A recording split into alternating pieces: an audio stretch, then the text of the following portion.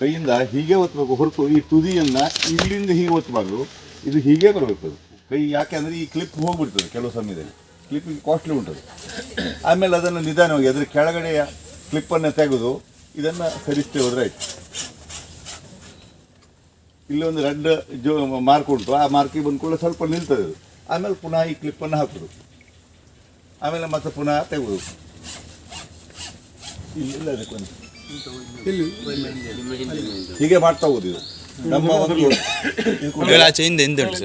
ಮುಂದೆ ಕೊಯ್ಬೋದೇನಾ?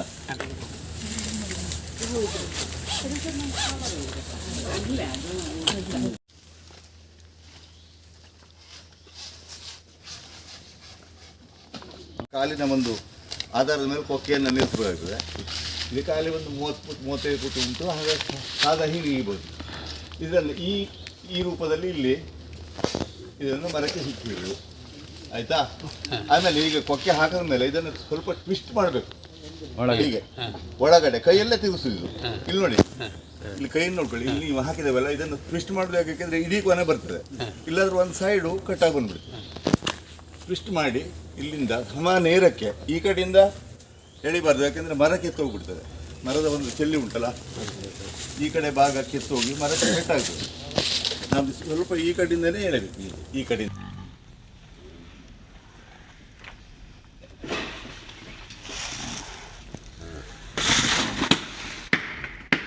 ಈ ಜಂಗನ್ನು ಎಡಿಭಾಗದಿಂದ ತೆಗೆದುಹಾಕಿಬಿಡಬೇಕು, ಮರಕ್ಕೆ ಇಡಬಾರ್ದು. ಕೊಳೆ ರೋಗಕ್ಕೆ ಕಾರಣ ಇದು. ಹೌದು,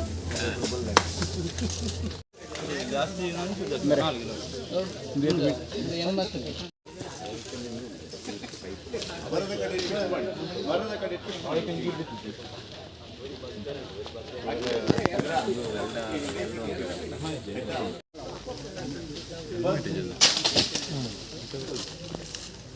ತೆಗೆದುಬಿಡಬೇಕು. ಕೆಲಸ ಮಾಡುವಾಗ ಮರ ಕ್ಲೀನ್ ಇರ್ತದೆ, ಮತ್ತೆ ಕೊಳೆ ರೋಗಕ್ಕೆ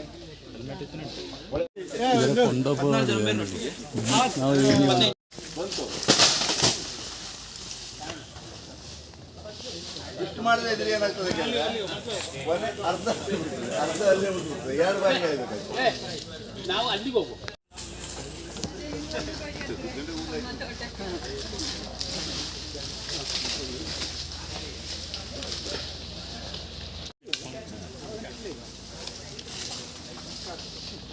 ಇದು ನೋಡಿ. ಯಾಕಂದ್ರೆ ಇದು ಅಕಸ್ಮಾತ್ ಆಗಿ ಬಂದು ಹೊಡೆದಿದ್ರೆ ಇದು ಫೈಬರ್ ಅಲ್ಲ, ಪಟ್ ಅಂತ ಹೋಗ್ಬಿಡ್ತದೆ. 550 ರೂಪಾಯಿ ತೆಗೆದಿಟ್ಟರೆ ಆಯ್ತು ಅಷ್ಟೇ. ಈಗ ಅದಕ್ಕಾಗಿ ಹೇಳಿದೆ ಲಕ್ಷ್ಯ ವಹಿಸ್ಬೇಕು. ಈ ನೋಡಿ, ನಾನು ಈಗ ಬಿಟ್ಟಿರ್ತಿದ್ದೇನೆ, ಇದಕ್ಕೆ ಬಂದು ಹೊಡೆದ್ಬಿಡ್ತೀವಿ ನೋಡಿ, ಸಟ್ಟು ಬಂದು ಹೊಡೆದ್ಬಿಟ್ರೆ ನಾವು ಇಲ್ಲಿಂದ ಕೈ ಇಟ್ಕೊಳ್ಳೋದು. ಅಕಸ್ಮಾತ್ ನೀವು ಆ ಕಡೆ ಹಿಂಗೆ ಬಂದು ಹೊಡೆದ್ಬಿಟ್ರೆ ಹೋಗ್ಬಿಡ್ತದೆ. ಯಾವುದು ಇದು 550 ರೂಪಾಯಿ ತೆಗೆದಿಟ್ಟರೆ ಆಯ್ತು. ಹೀಗಾಗ್ಬಿಡ್ತದೆ. ಸೂಕ್ಷ್ಮ ಅಂದರೆ ಮತ್ತೇನಿಲ್ಲ ವಿಶೇಷ, ಇಟ್ಕೊಬಿಟ್ರೆ ಇದು ನೋಡಿ, ನಾವು ಹೀಗಿದೆ, ಇದು ನೋಡಿ ಹೀಗೆ ಇರಬೇಕು ಅಂತೇಳಿ. ಗ್ರಿಪ್ಪು, ಒಂದು ಬ್ರೇಕ್,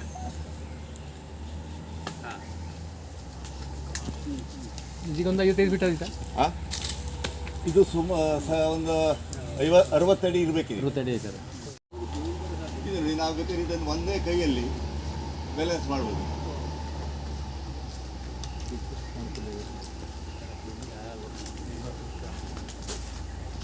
ಇದು ಮೂಗು, ಇದರ ಸಮಾಲಂಬದಲ್ಲಿ ಇದಕ್ಕೆ ಇದು ಉಂಟು, ಯಾವುದೊಳೆ ದಂಟು, ಜಂಗು ಸಮಾಲಂಬದಲ್ಲಿ ಇರ್ತದೆ ನೋಡಿ, ಇಲ್ಲೇ ಹಾಕಬೇಕದು.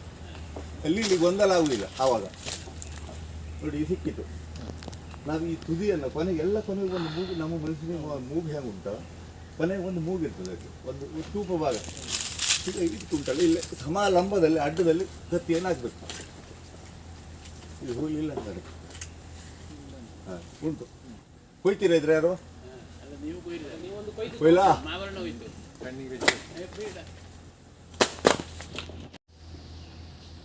ಮತ್ತೊಂದು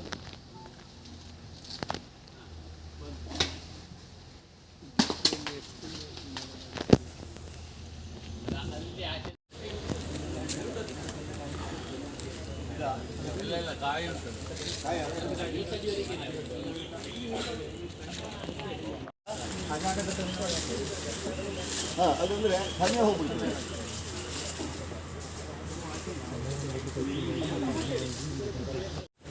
ನಾವೇನು ಮಾಡಬೇಕಾದ್ರೆ ಈಗ ಅದಕ್ಕೆ ಹಾಕೋದಾದ್ರೆ ನಮಗೆ ಸರಿಯಾಗಿ ಕಾಣುವುದಿಲ್ಲ ಅದು ಯಾವುದಾದ್ರೂ ಬಿಡೋದ ಜಂಗು. ಈಗ ನಾವು ಈ ಮಾರ್ಗದಲ್ಲಿ ಹೀಗೆ ಹೋಗ್ಕೊಳ್ಬೇಕು ಆಯಿತಾ. ಹೀಗೆ ಹೋಗಿ ಇಲ್ಲಿ ನೋಡಿ ಸರಿಯಾಗಿ ಗ್ರಹಿಸಿ ಇಲ್ಲಿಂದ ಇದಕ್ಕೆ ಟಚ್ ಮಾಡ್ತಾ ಮೇಲೆ ಕೊನೆ ಬುಡ ಸಿಗ್ತದೆ ನಮಗೆ. ಇಲ್ಲಿ ಟಕ್ ಟಕ್ ಅಂತದೆ ಇಲ್ಲಿಂದ ಹೀಗೆ ತಿರುಗಿಸ್ಬಿಡ್ಬೇಕು ಕತ್ತಿಯನ್ನು. ಈಗ ಇದರ ಒಳಗೆ ಹೋಯ್ತದೆ ಅಂದರೆ ಈಚೆ ಕಡೆ ಬೇರೆ ಕೊನೆಗೆ ನಾವು ಬುಡದ ಅಡಿಯನ್ನು ಹೀಗೆ ತಾಗಿಸ್ಕೊಳ್ಬೇಕು. ತಾಗಿಸ್ಕೊಂಡಾಗ ಮುಂದಿನ ಕೊನೆ ಅದರ ಕೆಳಗಡೆ ಇರ್ತದೆ. ಇದು ನಮ್ಮ ತಲೆಯಲ್ಲಿ ಉಳಿಬೇಕು. ಇವತ್ತಿಗೆ ಟಚ್ ಮಾಡಿ ಹಿಂಗೆ ಟರ್ನ್ ಮಾಡಿಬಿಟ್ರೆ ಅಲ್ಲಿ ಇದು ನೋಡಿ ಇದಕ್ಕೆ ಸಿಕ್ತಿದೆ.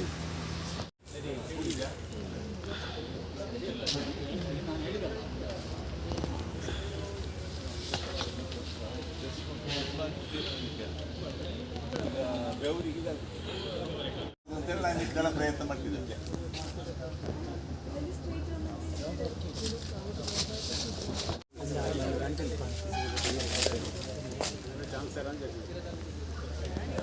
ಖುಷಿಯಿಂದ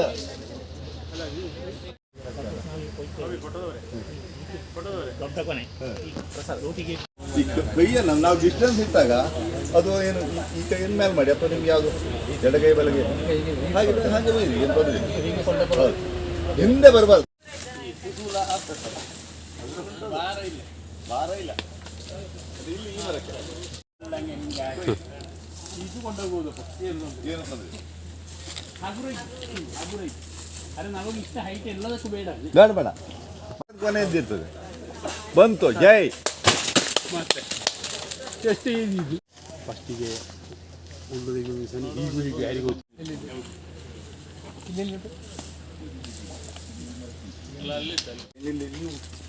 ನೀವು ಹುಷಾರಿ ನೋಡಿ. ಇದೆಲ್ಲ ಹೇಗೆ ಕೇಳಿದ್ರೆ ಇಲ್ಲಿ ಕೆಳಗೆ ಕಾಲು ಉಂಟಲ್ಲ, ಕಾಲನ್ನು ಹಿಂಗಾರ ತಗ್ಲ ಅದು ಹಿಂಗಾರ ಕೊಯ್ತಾ ಅಂತ, ಅದು ಹಿಂಗಾರ ಕೊಯ್ತಾ ಅಂತ.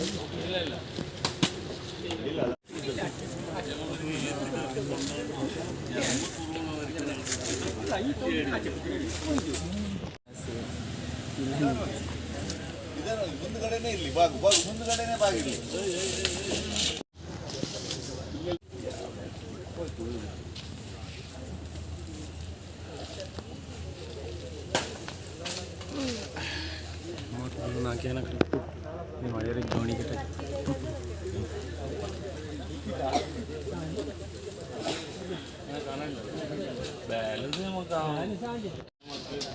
ಬೇರೆ ಬಿತ್ತ ಇಲ್ಲ ನನ್ನ ಕೆಲಸ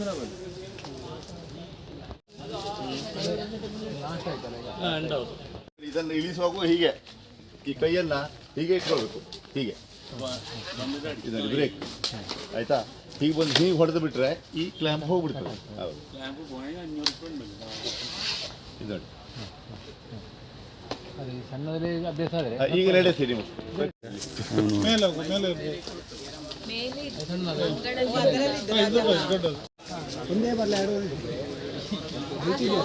ಇದ್ದಾಗ ನೀವು ರೂಢಿ ಮಾಡಿ ಆಟೋಮೆಟಿಕ್ಲಿ ಎತ್ತರ ಎತ್ತರ ಎತ್ತರ ಬ್ಯಾಲೆನ್ಸ್ ಬರ್ತದೆ. ಒಂದೇ ಬರೀ ನಾವು ಎತ್ತರ ಮಾಡ್ಕೊಂಡ್ರೆ ನಿಮ್ಗೆ ಅದು ಎತ್ಬೋದು.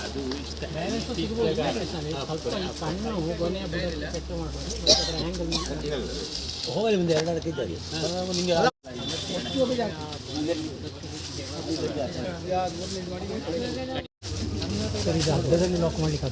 ಮಾಡ್ತದೆ. ಎಲ್ಲಿ ಬೇಕಾದ್ರೂ ಮಾಡೋದು. ಈಗ ಸ್ವಲ್ಪ ಮತ್ತು ಜಾಗ ಉಂಟು ಇದಕ್ಕೆ, ನಾನು ಮಧ್ಯದಲ್ಲಿ ಮಾಡಿದ್ದೇನೆ. ಈಗ ನೋಡಿ ಈಗ ಮತ್ತೊಂದು ಚೂರು ಬೇಕು ಅಂತಂದ್ರೆ ಇದು ನೋಡಿ ಈಗ ಸ್ವಲ್ಪ ಬೇಕಲ್ಲ, ಇದು ನೋಡಿ ಇದು ಇಲ್ಲೇ ಬೇಕು ಮಾಡ್ಬೋದು. ಹೀಗೆ ಹೌದು ಹಾಗೆ ಬೀಳಲಿಕ್ಕಿಲ್ಲ. ಅದು ಸ್ವಲ್ಪ ಹಗುರ ಉಂಟಲ್ಲ, ಅದು ಜಸ್ಟ್ ಟಚ್ ಮಾಡಿಬಿಟ್ರೆ ಬ್ರೇಕ್ ಆಗಿಬಿಡ್ತದೆ. ಸ್ವಲ್ಪ ರಫ್ ಉಂಟಲ್ಲ. ಇದು ಟೈಟ್ ಮಾಡೋದು ಈಗ ನೋಡಿ ಯಾವ ಟೈಟ್ ಮಾಡಿ ಇದು ಟೈಟ್ ಆಗಲಿಲ್ಲ. ಇದು ಟೈಟ್ ಆಗೇ ಆಗುತ್ತೆ. ಇದನ್ನ ಈಗ ನಾವು ಈಗ ಲೂಸ್ ಮಾಡೋದು ಅಂತ ಇಟ್ಕೊಳ್ಳಿ. ಈಗ ಇದನ್ನು ಓಪನ್ ಮಾಡಿದಾಗ ಇದು ನೋಡಿ ಇದನ್ನು ಉಲ್ಟಾ ಮಾಡಿದ್ರೆ ಇದು ಲೂಸ್ ಆಯ್ತು. ಹೌದು ಗೊತ್ತಾಗ ನೋಡಿದೆ. ಇದನ್ನ ಟೈಟ್ ಮಾಡಿ ಒಂದು ಹಂತಕ್ಕೆ ಗೊತ್ತಾಗ್ಬಿಡ್ತದೆ. ಸರಿ ಅಲ್ಲ ಇಲ್ಲಿ ಕೆಳಗೆ ಇನ್ನೊಂದು ಇದು LN ಕೀ ಹಾಕೋದೆ. ಅದು ಕೆಳಗಿನ ಪೈಪಿನ ಇದು LN ಕೀ ಟೈಟ್ ಮಾಡೋದು. ಅದು ಹೀಗೆ ಟೈಟ್ ಮಾಡಿ ಅದೊಂದು ಕುಟ್ಟಿ ಕೊಟ್ಟಿದ್ದಾರೆ ಒಂದು. ಹೌದೌದು ಅದೇ ಅದೇ LN ಕೀ.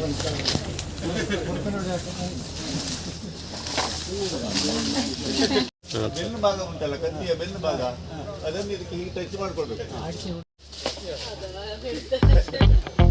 ಹೀಗೆ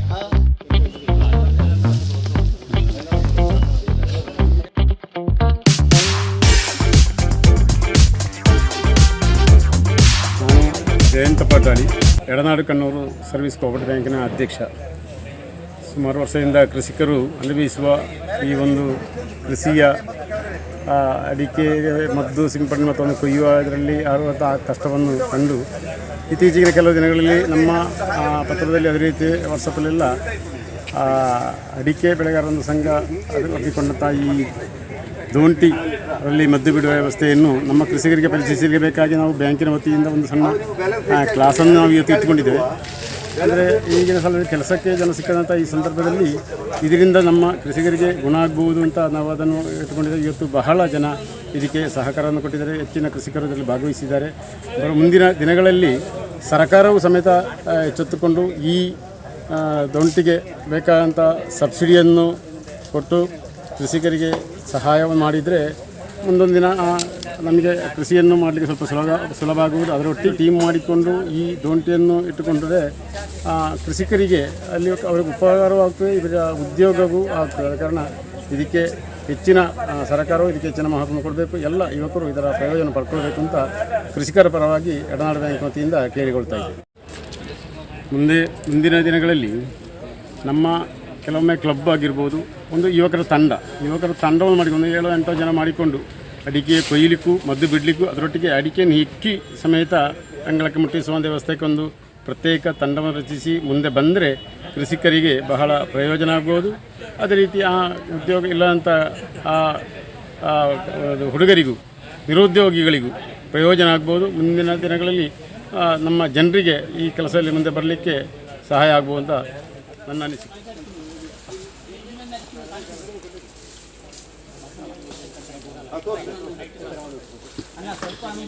ಮುಖ ಎಲ್ಲುಂಟು ಅದರ ಲಂಬಕ್ಕೆ ನಿಲ್ಲಬೇಕು ನೋಡಿ. ಇದರ ಕೊನೆಗೆ ಈಗ ಎಲ್ಲ ನೋಡ್ಕೊಳ್ಳಿ, ಕೊನೆ ಮುಖ ಎಲ್ಲುಂಟು ಹೌದಾ, ಇದು ಕೊನೆಯ ಮುಖ.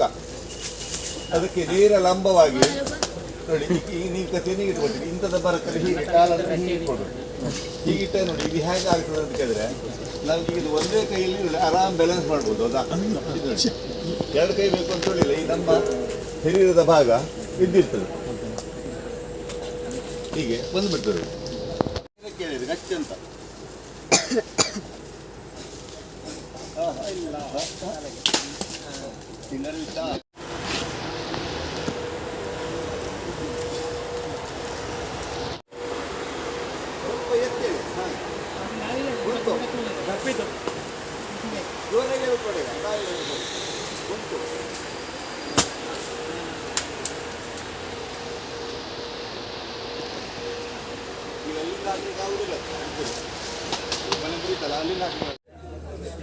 ನಾನು ಬಾಲಸುಬ್ರಹ್ಮಣ್ಯ ಭಟ್ ಗುಂಡ್ಯಡ್ಕ. ಸರ್ವಿಸ್ ಕೋಆಪರೇಟಿವ್ ಬ್ಯಾಂಕಿನ ಸಹಭಾಗಿತ್ವದಲ್ಲಿ ಸಹಾಯ ಎಂಟರ್ಪ್ರೈಸಸ್ಸಿನವರ ಅಡಿಕೆ ಕೊಯ್ಲು ಹಾಗೂ ಮದ್ದು ಸಿಂಪರಣೆಯ ಪ್ರಾತ್ಯಕ್ಷಿಕೆ ಇವತ್ತು ನಮ್ಮ ಪೆರಣೆ ಶ್ರೀಯುತ ಸುಬ್ರಹ್ಮಣ್ಯ ಭಟ್ ಅವರ ತೋಟದಲ್ಲಿ ನಡೀತಾ ಇದೆ. ನಾವು ಅದನ್ನು ವೀಕ್ಷಣೆ ಮಾಡುವವರು ತುಂಬ ಜನರು ಬಂದಿದ್ದೇವೆ, ಕೃಷಿಕರು. ಹಾಗೂ ಇದರ ಹೇಗೆ ಈ ಅಡಿಕೆ ಕೊಯ್ಲು ಮದ್ದು ಸಿಂಪರಣೆ ಮಾಡಬಹುದು ನೆಲದಿಂದಲೇ ಎಂಬುದಾಗಿ ಅವರು ಟ್ರೈನಿಂಗ್ ಕೊಡ್ತಾ ಇದ್ದಾರೆ. ಸುಮಾರು ಒಂದು 25-30 ಮಂದಿ ಜನರು ಈಗಾಗಲೇ ಇದರ ಉಪಯೋಗವನ್ನು ಪಡೆದುಕೊಳ್ಳಲಿಕ್ಕೆ ಇಲ್ಲಿ ಆಲ್ರೆಡಿ ಬಂದಿದ್ದಾರೆ, ಪಡೆದುಕೊಳ್ಳುವಂತಹ ಒಂದು ವಿಶ್ವಾಸವೂ ಇದೆ. ಅಡಿಕೆ ಕೃಷಿಕರ ಅತಿ ಹೆಚ್ಚು ಕಷ್ಟ ಅನುಭವಿಸುವಂಥದ್ದು ಒಂದು ಕೊಯ್ಲು, ಒಂದು ಮದ್ದು ಸಿಂಪರಣೆ. ಅದರ ಕೆಲಸ ಕಾರ್ಯಗಳು ನೆಲದಿಂದಲೇ ಆಗುವ ಒಂದು ವ್ಯವಸ್ಥೆ ಈಗ ಈ ದೋಟಿಯ ಮುಖೇನ ಮಾಡಬಹುದು ಎಂಬುದಾಗಿ ನಮಗೆ ಮನವರಿಕೆ ಆಗಿರುವುದರಿಂದ ಎಡನಾಡು ಕಣ್ಣೂರು ಸರ್ವಿಸ್ ಕೋಆಪರೇಟಿವ್ ಬ್ಯಾಂಕಿನ ಸಹಾಯ ದೋಟಿ ತೆಗಿಲಿಕ್ಕೆ ಅವರು ಈಗಾಗಲೇ ಹೇಳಿರ್ತಾರೆ. ಸದಸ್ಯರಿಗೆ ದೋಟಿಯ ತೆಗಿಲಿಕ್ಕೆ ಸಾಂಪತ್ತಿಕವಾಗಿಯೂ ಕೂಡ ಸಹಾಯ ಮಾಡಲಿಕ್ಕೆ ನಾವು ತಯಾರಿದ್ದೇವೆ ಎಂಬುದಾಗಿ. ಹಾಗೆ ಇದರ ಉಪಯೋಗವನ್ನು ನಮ್ಮ ಸದಸ್ಯರೆಲ್ಲರೂ ಪಡೆದುಕೊಳ್ಳಬೇಕು ಹಾಗೂ ಕೃಷಿಕರ ಅಭಿವೃದ್ಧಿಗೆ ಇದು ಪೂರಕವಾಗಿ ಕೆಲಸ ಮಾಡಬಹುದು ಅಂತ ಹೇಳಿ ನನ್ನ ಅನಿಸಿಕೆ. ಗೊತ್ತು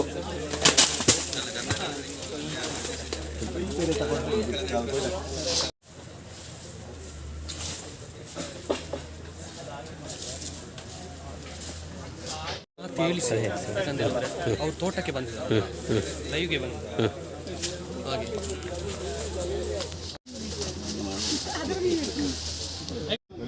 ಇದನ್ನು ಹಾಕಿ ಹಾಗಲ್ಲ, ಈ ಥರ ಹೀಗೆ ಮಾಡಿದಾಗ ಮಾತ್ರ ಅದು ಬಿಗುವಾಗಿ ಒಳಗೆ ಬರ್ತದೆ. ಇದನ್ನು ತಗೊಳ್ಳಿ. ಹೌದು, ಬಿಡಬೇಡಿ. ಹೌದು,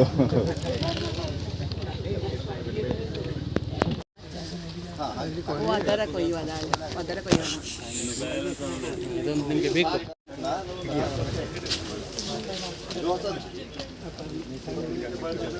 ಬೇರೆ ಒಂದು ಕೆಲಸ ಮಾಡ್ತಾ ಇದ್ದೆ, ಏನು ಹಾಳಾಗಲಿಲ್ಲ. ಕಂಪ್ಲೇಂಟ್ ಅಂದರೆ ಹೋಗ್ಬಿಡ್ತದೆ. ಯಾವುದು ಅವಕಾಶ ಅಂದರೆ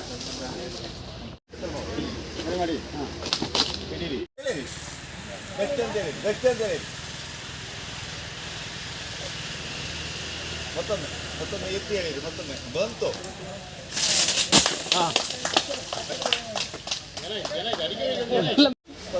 ಲಾಸ್ಟ್ ಕೊನೆ 10ಕ್ಕೆ ಮತ್ತೊಂದು ಬೇರೆ ಕೊನೆ ಇದ್ದಿರ್ತದೆ. ಹಾಗಾಗಿ ಸಿಗಲ್ಲ.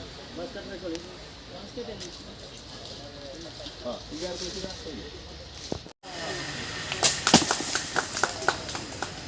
ಆಯ್ತಾ, ಕುಯ್ಬೋದಲ್ಲ. ನಮ್ಮ ಅಡಿಕೆ ಕೌಶಲ್ಯ ಪಡೆ ತರಬೇತಿ ಶಿಬಿರ ಒಂದು ಆಂದೋಲನ ರೂಪದಲ್ಲಿ ಪಸರಿಸ್ತಾ ಇದೆ. ತುಂಬ ಸಂತೋಷದ ಕೆಲಸ. ಕ್ಯಾಂಪ್ಕೋ ತನ್ನ ಇಟ್ಲ ಸಿಪಿ ಸೆರೆಯಲ್ಲಿ 3 ದಿವಸದ ಶಿಬಿರ ನಡೆಸಿತ್ತು. ಅಡಿಕೆ ಪತ್ರಿಕೆ ಸಹಯೋಗ ಹಾಗೂ ಅಖಿಲ ಭಾರತ ಅಡಿಕೆ ಬೆಳೆಗಾರರ ಸಂಘ ಹಾಗೂ ಸಿಪಿ ಸೆರೈ ಸಹಯೋಗದಲ್ಲಿ ಆ 3 ದಿವಸದ ಶಿಬಿರ ನಾವು ಏನು ಮಾಡಿದ್ದೇವೆ ಅದು ಒಂದು ಮಾಡೆಲ್ ಶಿಬಿರವಾಗಿ ರೂಪುಗೊಂಡಿದೆ. ಆ ಮಾಡೆಲ್ ಶಿಬಿರಕ್ಕೆ ನಾವು ಸೊಸೈಟಿಗಳ ಪದಾಧಿಕಾರಿಗಳನ್ನು ಕರೆದಿದ್ದೇವೆ ಸಮಾರೋಪಕ್ಕೆ. ನೀವು ಇದನ್ನು ನಾವು ಹೊತ್ತಿಸಿದ ದೀಪವನ್ನು ಈ ಎಲ್ಲ ಕಡೆ ಪಸರಿಸಿ ಬೆಳಗಬೇಕು. ಕೃಷಿಕರ ಸಮಸ್ಯೆ, ಕಾರ್ಮಿಕರ ಸಮಸ್ಯೆ ನೀಗಿ ಹೊಸ ಒಂದು ಕೃಷಿಕರ ನಾಳೆಯ ದಿನಗಳು ನೆಮ್ಮದಿಯಿಂದ ಕೂಡಿರಬೇಕು ಅಂತ ನಾವು ಒಂದು ಕರೆ ಕೊಟ್ಟಿದ್ದೆವು. ಆ ಕರೆ ಕೊಟ್ಟ ರೀತಿಯಲ್ಲಿ ಈಗಾಗಲೇ 4-5 ಕಡೆ ಸೊಸೈಟಿಗಳು ಶಿಬಿರವನ್ನು ನಡೆಸಿವೆ. ನಿನ್ನೆ ಕಾವು ಸೊಸೈಟಿ ಶಿಬಿರ ನಡೆಸಿತ್ತು. ಇವತ್ತು ಕೇರಳದಲ್ಲಿ ಮೊದಲ ಬಾರಿಗೆ ಎಡನಾಡು ಸೊಸೈಟಿ ಶಿಬಿರ ನಡೆಸ್ತಾ ಇದೆ. ತುಂಬ ಯಶಸ್ವಿಯಾಗಿ ಶಿಬಿರ ನಡೀತಾ ಇದೆ. ನಾಳೆ ಬೆರ್ಲಾ ಸೊಸೈಟಿ ಆಶ್ರಯದಲ್ಲಿ ನಲಂದ ಕಾಲೇಜು ಮತ್ತು ಕ್ಯಾಂಪ್ಕೋ ಎಂಪ್ಲಾಯೀಸ್ ಇನ್ ಸೇವಾ ಸಹಯೋಗದಲ್ಲಿ ಪೆರ್ಲಾ ಬೈಕುಂಜ ಬಿ.ಜಿ. ಜಗದೀಶ್ ಅವರ ತೋಟದಲ್ಲಿ ಕೂಡ ಶಿಬಿರ ನಡೆಯುತ್ತಾ ಇದೆ. ಈಗಾಗಲೇ ಸುಮಾರು 25 ಜನ ತರುಣರು ಶಿಬಿರಕ್ಕೆ ನೋಂದಾವಣೆ ಮಾಡಿದ್ದಾರೆ. ಮೂರೂರು ಕಲ್ಲಬ್ಬೆಯ ಆರ್.ಜಿ. ಹೆಗಡೆ ಮತ್ತು ರಮೇಶ್ ಭಟ್ ನಮಗೆ ತರಬೇತುದಾರರಾಗಿ ಬರ್ತಾ ಇದ್ದಾರೆ. ತುಂಬ ಈ ಕ್ಷೇತ್ರದಲ್ಲಿ ತುಂಬ ಅನುಭವ ಇರುವವರು ಹೊಸ ಒಂದು ರೀತಿಯ ಆಂದೋಲನವನ್ನು ಇಲ್ಲೆಲ್ಲ ಕೃಷಿ ಕ್ಷೇತ್ರದಲ್ಲಿ ಹಬ್ಬಿಸ್ತಾ ಇದ್ದಾರೆ.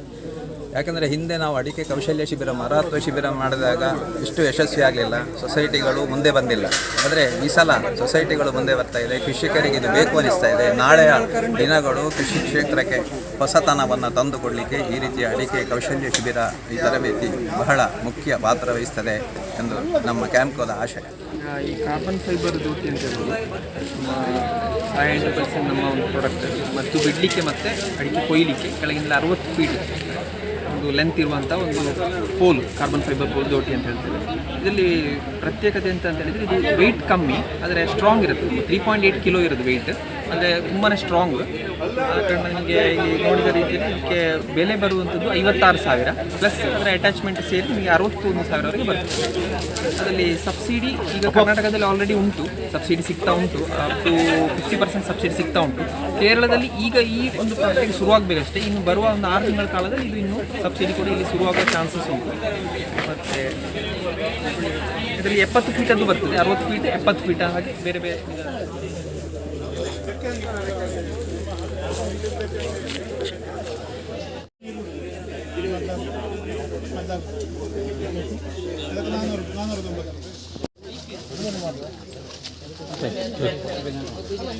ತೋಟಿಗೆ ಮಾತ್ರ ಅಲ್ಲ, ಅದು ಬಹಳಷ್ಟು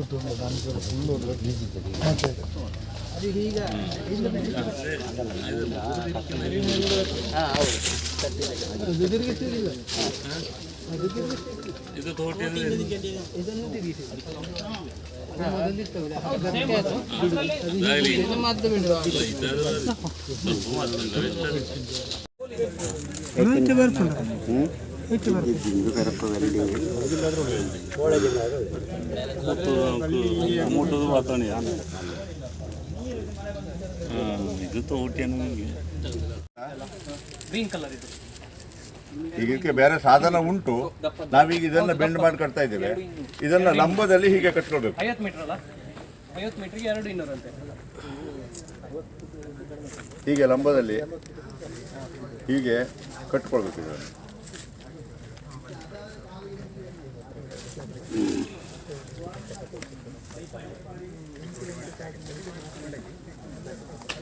ನಿನ್ನೆ ಹ್ಯಾಂಗೆ ಕಟ್ಟಿದ್ರು? ಕಟ್ಟಿದ್ರು.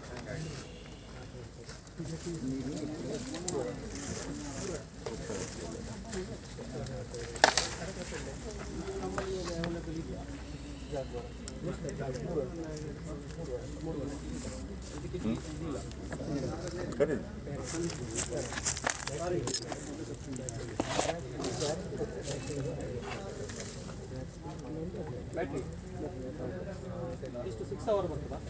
4 ಗಂಟೆ 8 ಗಂಟೆ ಸ್ವಿಚ್ ಆಗ್ತದೆ, 4 ಗಂಟೆ ಬ್ಯಾಕಪ್. ಹೀಗೆ ಮತ್ತೊಂದು ಬಳ್ಳಿಯಿಂದ ಇದು ಸರಿಯಾಗಿ ಇಲ್ಲಿ ಹೀಗಾಗಬಾರ್ದು, ಈಗ ಮೇಲ್ಮುಖ ಆಗಬಾರ್ದು ಅನ್ನೋ ಕಾರಣಕ್ಕಾಗಿ ಇದನ್ನು ಇಲ್ಲಿ ಕಟ್ಟಿಕೊಳ್ಬೇಕು. ಬಟ್ಟೆ ತಗೊಂಡು ಯಾರೋ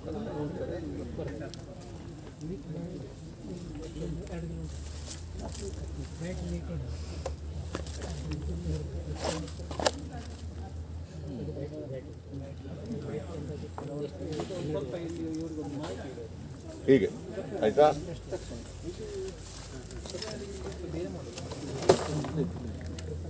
ಇಲ್ಲೇ ಇತ್ತಲ್ಲ, ಅದೇ ಬೆಸ್ಟ್ ಆಗಿತ್ತು.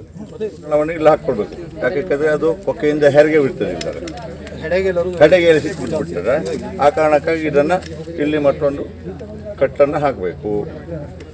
ಮತ್ತೊಂದು ಬೇಕು ಅದಕ್ಕೆ.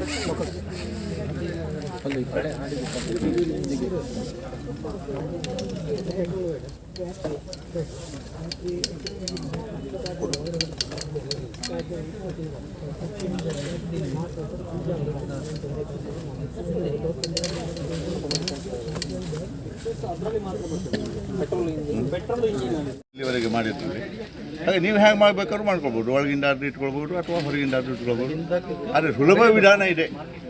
ಅದು ಮಾಡುವಾಗ ಇದು ನೋಡಲಿಕ್ಕೆ ಒಂದು ನಮ್ಮನೆ, ಆದರೆ ಕೆಲಸ ಮಾಡುವಾಗ ಯಾವ ಸುಲಭ ಅನ್ನೋದನ್ನು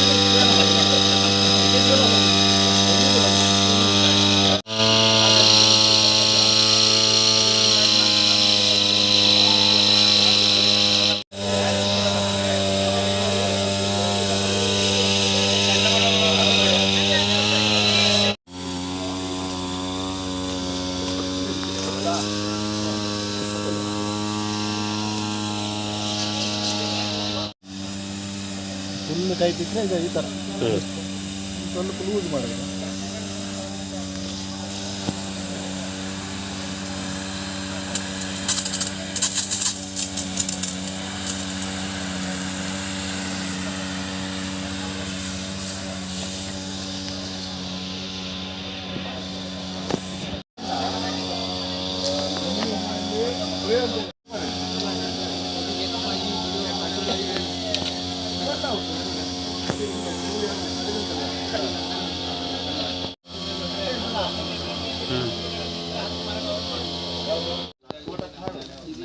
ಮಣ್ಣನ್ನು ಹುಳಿ ಬರ್ತದೆ, ಆಮ್ಲೀಯತೆ ಹೆಚ್ಚಾಗಿ. ಆ ಕಾರಣಕ್ಕಾಗಿ ನಾವು ಮೊದಲು ಖಂಡಿತವಾಗಿ ಬಳಕೆ ಮಾಡಬೇಕು. ಆದರೆ ಇದರಲ್ಲೇ ಮಾಡಬೇಕು, ಈ ಥರ ಸಣ್ಣದಲ್ಲೇ ಸಣ್ಣದಾಗಲಿ ಬರ್ತದೆ, ಸಣ್ಣದಾಗಲಿ ಬರ್ತದೆ.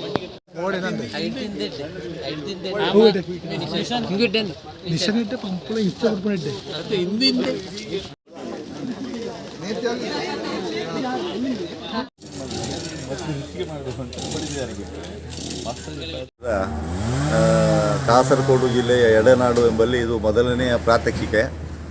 ಅಡಿಕೆ ಕೊಯ್ಲು ಮತ್ತು ಮದ್ದು ಸಿಂಪರಣಾ ವ್ಯವಸ್ಥೆಯನ್ನು ಇದನ್ನು ಚಾಲ್ತಿಯಲ್ಲಿ ತಂದಿದ್ದು, ರೂಢಿಯಲ್ಲಿ ತಂದಿದ್ದು ಕೆಂಪು ವತಿಯಿಂದ. ಇದನ್ನು ರೂಢಿ ನೇತೃತ್ವದಲ್ಲಿ ಈ ತೋಟದಲ್ಲಿ ಅಡಿಕೆ ಕೊಯ್ಲು ಮತ್ತು ಮದ್ದು ಸಿಂಪರಣಾ ವ್ಯವಸ್ಥೆಯನ್ನು ಮಾಡ್ತಾಯಿದ್ದೇವೆ. ಇದು ರೈತರಿಗೆ ಈಗಿನ ದಿವಸದಲ್ಲಿ ರೈತರಿಗೆ ಕೊನೆ ಕೊಯ್ಲೋತ್ತರ ಮತ್ತು ಮದ್ದೊಡೆಯುವ ಸಮಸ್ಯೆ ಬಹಳ ದೊಡ್ಡದಾಗಿತ್ತು ನಮ್ಮಲ್ಲಿ, ಇಲ್ಲಿಯೂ ಕೂಡ. ಇದನ್ನು ಈ ರೀತಿ ನಿಂತಲ್ಲಿಂದಲೇ ಕೊನೆ ಕೊಯ್ಯುವುದು ಮತ್ತು ಮದ್ದೊಡೆಯುವುದನ್ನು ಮಾಡುವುದರಿಂದ ರೈತರಿಗೆ ಬಹಳ ಅನುಕೂಲ ಆಗುವಂಥ ಕಾರ್ಯಕ್ರಮ ಇದು. ಇದರಲ್ಲಿ ಈಗ ನಾವು ಪ್ರತ್ಯಕ್ಷಿಕೆಯನ್ನು ಮಾಡಿಕೊಟ್ಟಿದ್ದೇವೆ. ಇದರಲ್ಲಿ ತುಂಬ ಜನ ಭಾಗವಹಿಸಿದ್ದಾರೆ, ಅದು ಸಂತೋಷದ ವಿಷಯ. 100 ಜನ ಭಾಗವಹಿಸಿದರು. ಇದನ್ನು ಪ್ರಯೋಜನವನ್ನು ಅವರೆಲ್ಲ ಪಡ್ಕೊಳ್ಳಿಕ್ಕಿದ್ದಾರೆ. ಮುಂದಿನ ದಿವಸದಲ್ಲಿ ಇದು ಇವರಿಗೆ ಒಂದು ಕೊನೆ ಕೊಯ್ಲು ಮತ್ತು ಮದ್ದೊಡೆಯುವ ವಿಷಯದಲ್ಲಿ ಈ ಬೆಳೆಯನ್ನು ಕಾಪಿಟ್ಟುಕೊಳ್ಳುವಲ್ಲಿ ಒಳ್ಳೆಯ ಮಾರ್ಗ ಸಿಗಲಿದೆ ಅಂತ ನಮ್ಮ ಭರವಸೆ. ಯಾವ್ಯಾವ ಮರ ಈಗ ಇದಕ್ಕೆ ಇದು ಕೊಡಿ 20 ಹೀಗೆ ಕೊಕ್ಕೆಯನ್ನು ಸರಿ ಮಾಡಿ ಈ ಕಾಲಲ್ಲಿ ಬುಡಕ್ಕೆ ಕಾಲು ಕೊಡ್ತಾರೆ. ಬುಡಕ್ಕೆ ಕಾಲು ಅಲ್ಲೇ ಟರ್ನ್ ಮಾಡಿದರೆ ಅಲ್ಲೇ ಟರ್ನ್ ಮಾಡಿದರೆ ಆಯಿತು. ನೀವು ಅದೇ ನೀವು ನೆಗೆದಾಡುವಂಥ ಅಗತ್ಯತೆ ಇಲ್ಲ. ನೋಡಿ, ಈಗ ಹೆಡೆ ಒಳಗಡೆ ನೋಡಿ ಅದು ಸ್ಟ್ಯಾಂಡ್ ಆಗಿದೆ. ನಮಗೇನಾಗ್ತದೆ, ಅದು ಹೋಗುವಾಗ ಈ ಬಾಳೆ ಹೆಡೆ ತಲುಪು, ಇಲ್ಲಿ ಸಿಕ್ತು, ಅದು ಅದೆಲ್ಲ ಅಲವರಿ ಬೇಕಾಗುತ್ತೆ. ವೆಯ್ಟ್ ಜಾಸ್ತಿ ಆಗಿದೆ. ಮತ್ತು ಬ್ಯಾಲೆನ್ಸ್ ಆಗುವಲ್ಲಿವರೆಗೆ ಅದು ಇಲ್ಲಿ ನೋಡಿ ಇಲ್ಲಿಂದಲೇ ಅಲ್ಲಿ ಆ ಮರಕ್ಕೆ ಅಡಿಕೆ ಕೊನೆಯಿಂದ ಮೇಲ್ಗಡೆಯಿಂದಲೇ ಬೀಳಬೇಕು ಮದ್ದು. ಯಾವಾಗೂ ಕೆಳಗಡೆಯಿಂದ ಮೇಲೆ ಹೊಡೆಯುವುದು ಅಲ್ಲ. ನೀವು ಏನು ಮಾಡ್ತೀರಿ? ನೀವು ಮರದ ಕೆಲಸ ಮಾಡ್ತೀರಾ? ನೀವು ಮಾಡ್ತೀರಾ ಮರ ಹತ್ತು ಕೆಲಸ?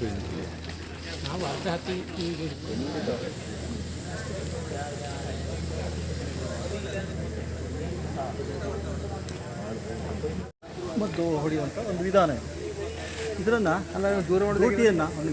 ದೋಟಿಯನ್ನು ಈ ರೀತಿ ಫುಲ್ ಟರ್ನ್ ಮಾಡಿದರೆ ಪ್ರತಿಯೊಂದು ಮರದ ಅಡಿಕೆ ಪ್ರತಿಯೊಂದು ಈ ಹೆಡೆ ಮುಚ್ಚಿಕೊಂಡಿದ್ರು ಅದಕ್ಕೂ ಸರಿಯಾಗಿ ತಾಗ್ತದೆ. ಮತ್ತು ದೋಟಿಯನ್ನು ಹಿಂಗೆ ಫುಲ್ ಟರ್ನ್ ಮಾಡಿದರೆ ಆಯ್ತು. ಹೀಗೆ ಆ ಕಡೆ ಕೊನೆ ಎಲ್ಲದಕ್ಕೂ ತಾಗ್ತದೆ ಇದು.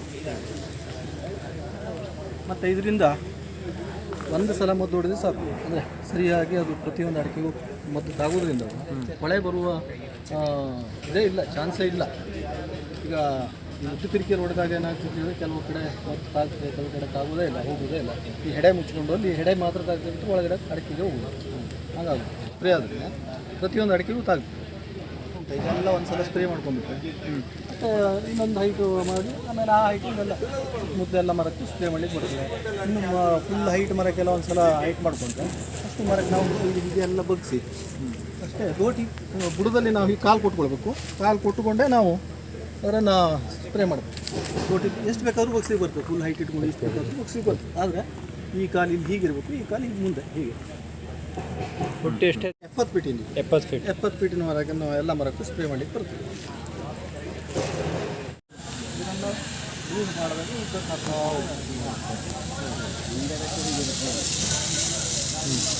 ಅಲ್ಲ, ನಮಗೆ ಈಗ ಇಲ್ಲಿ ಬಿಟ್ಟು 4-5 ಮರದ ತುಂಬಿದ್ರೆ